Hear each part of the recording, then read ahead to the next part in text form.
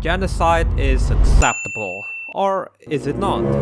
After screwing up the rumbling and becoming a half-assed / sad boy because of it, Eren still died, and the ending of Attack on Titan was devastating. It could very well be interpreted as genocide being the solution to end this everlasting human conflict, or at least having one body repressing one side so wars don't explode, which then people will label as fascist anyways. Because Armin and his friends tried their democratic diplomatic games and failed, or at least didn't last long, right? So was Eren and his entire fiasco actually right? No, it's Utharion. Watch until the end or else you might miss the essence here. You see, the reason why people don't like the ending is because of how depressing it is despite all the suffering the characters went through, as if nothing has paid off. And it seems like the series threw a message at you that humans will never stay away from violence and wiping them all is the only way, while the people who approve of this by mistakenly quoting Eren's line are like kids desperate to find justification to be an anarchist. I think this is where people should stop seeing things black and white. There's something called depiction, and I don't need to yap all over about it. Attack on Titan is heavily inspired by World War II, and violence is a part of it.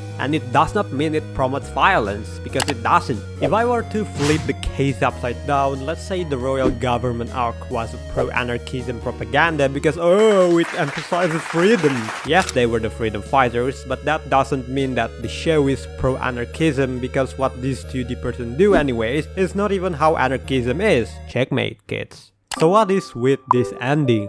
I think the best way to come to this is to contemplate by looking at how the entire story turns out and what the people, or at least the main characters, have been fighting for. To live. The Survey Corps gave their lives until even normies in real life heard of the word phrase, dedicate your heart. But there will be always conflict.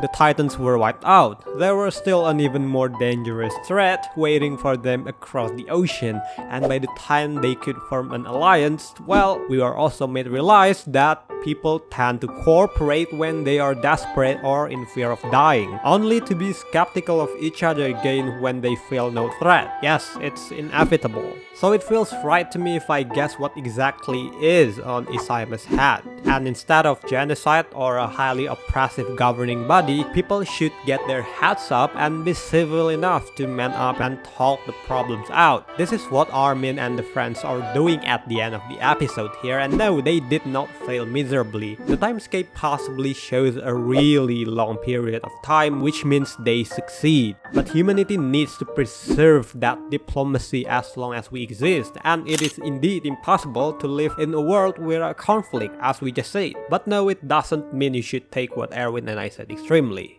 There's nothing such as the story supports genocide or fascism. It instead taught us that humanity will always face conflict against each other, so communication and diplomacy is the key here. Heck, 80% of the world population was trampled because Eren didn't talk things through with Mikasa. If there is any additional moral worth mentioning here is that don't be an extremist at anything. Almost every single complication in the plot here occurred because of the extreme views of something. Hey, that's for another video.